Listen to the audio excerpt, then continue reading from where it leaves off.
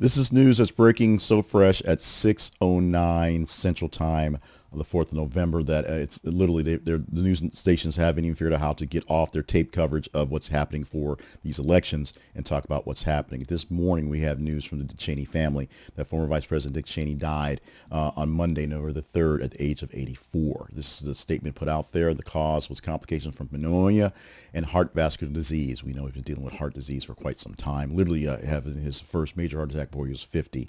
And so this is something that is not unprecedented and not unexpected.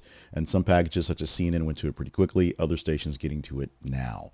His career in public service was very vast. He served as the 46th Vice President of the United States from 2001 to 2009, that under President George W. Bush, and previously held multiple roles, including U.S. Representative for Wyoming, Secretary of Defense, and White House Chief of Staff under various folks, including Nixon, Ford, and of course, George H.W. Bush. He's widely regarded as one of the most powerful vice presidents in U.S. history. If you lived through those times, oh, do you know? Particularly for his influential in national security policy and decision to invade Iraq in 2023. Essentially, he was known as the man pulling the strings, and Bush was just sort of there holding the crown. His legacy remains contested and praised by supporters for his decisive in leadership, and lots of criticism by his detractors for his role in controversial practices that related to detainees and surveillance. Kind of a bit of a, let's just say, not trusting person. Born January 30th, 1941 in Lincoln, Nebraska, and raised in Wyoming, he struggled with several heart problems very early in life, actually, eventually receiving a heart transplant in 2012, I should say. Survived by his wife many years, Lynn, and two daughters, Liz, who you may have known as a pretty big political figure of his own, and Mary.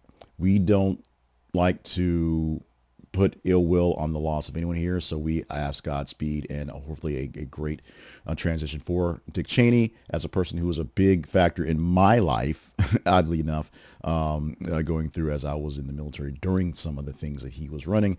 It became something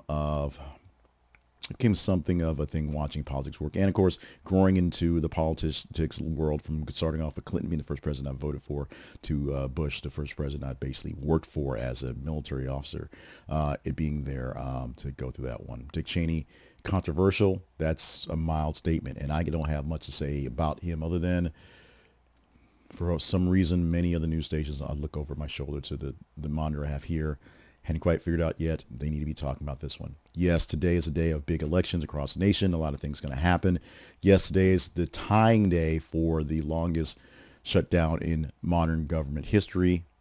But right now, all eyes are on the specter, and I use that word on purpose, of Dick Cheney and his role he had outsized, if you will, in politics, Republican politics in the time. And as the shifting of the winds turned to a new MAGA sort of verse, him actually voting Democratic technically makes a difference.